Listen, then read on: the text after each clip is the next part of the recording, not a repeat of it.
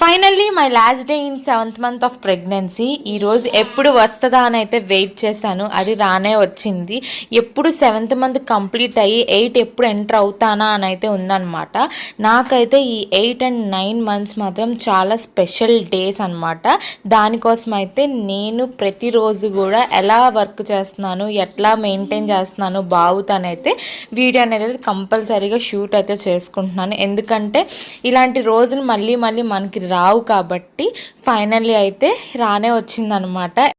8th మంత్లోకి అయితే enter అయితే అయిపోయాము. ఇంకా మనకి చుక్కలు కనబడతాయి, అలానే ఒక హ్యాపీనెస్ అనేది కూడా వస్తుంది అనమాట. ఫైనల్లీ ఇవాళ అయితే పైకైతే వెళ్తున్నాను అనమాట బట్టలు ఆరేయడానికి.